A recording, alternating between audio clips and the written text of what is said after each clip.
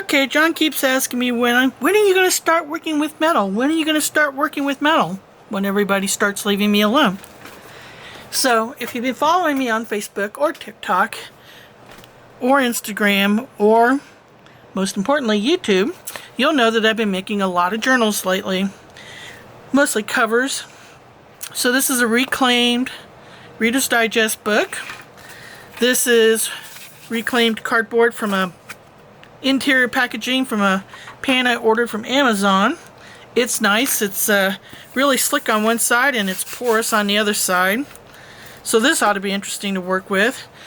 These are 5x7 canvas panels.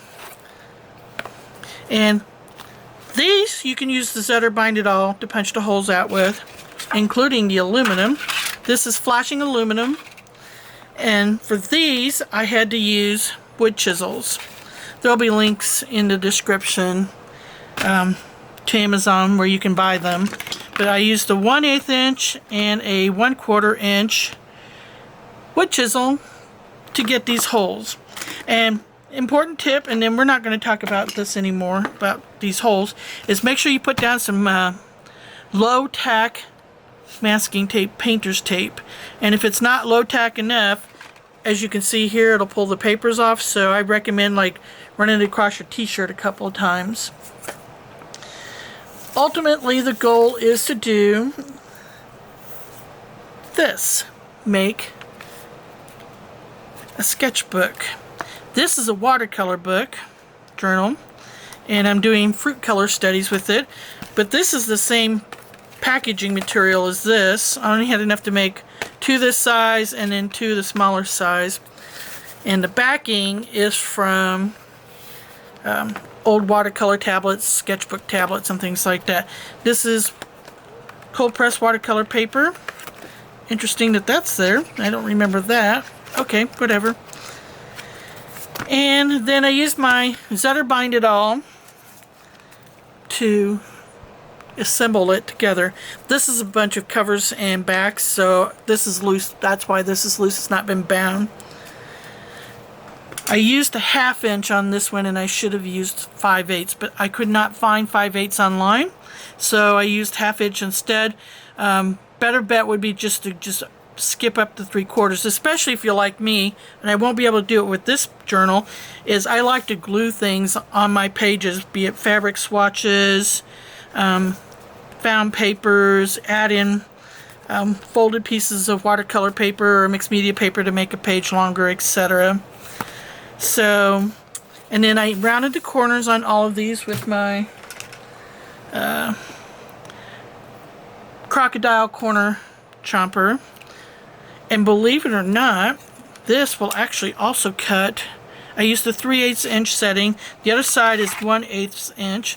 And you can actually cut thin copper sheet and thin aluminum sheet.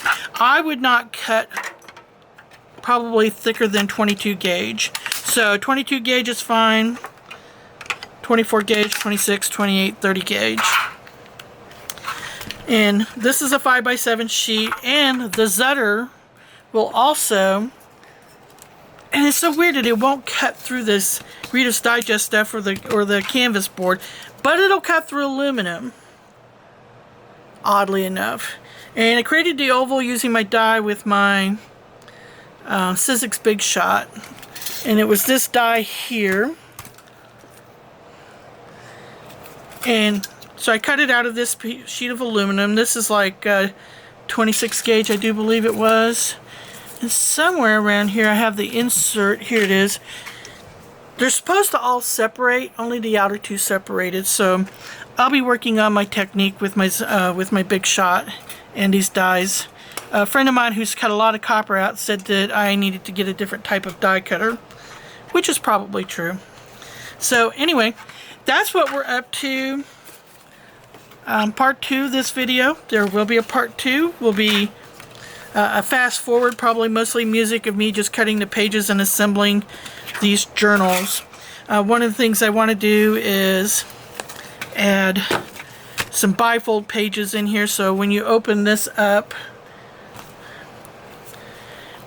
and here's a page here, and another page here. Maybe there's a page that's taped here that folds over onto this and opens up into a much larger landscape. And I'm going to be doing color studies. We're going to be discussing color, color, mood, temperature, saturation, tones, shading, the whole thing. Because color is actually my passion. And as for the metal, yes, we are getting back to the metal. John keeps asking me, when are you going to start working with metal? Because I have a huge box of copper sheet in the other room. MonsterSlayer.com. Highly recommend. 10/10. And I'm going to be cutting some of these things down, and I'm going to be, yes, I'll be filming it.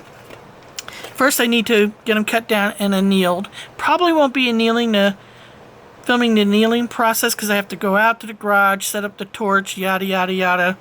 It's kind of involved, but in order to get a really good impression with a stamp, you really need to anneal your metal first. And I had a little bag of micro stamps here, and it's a special kind of stamp for stamping with metal. And I'm going to be digging out my leather, and I have all my leather tools over there, and we're going to be doing some decorating and some, I don't know, is arting a word? Creating, decorating, learning, and just having fun in general. So I'm looking forward to you joining me. Let me know in the comments what you would like to see in addition to this simplified version of making books.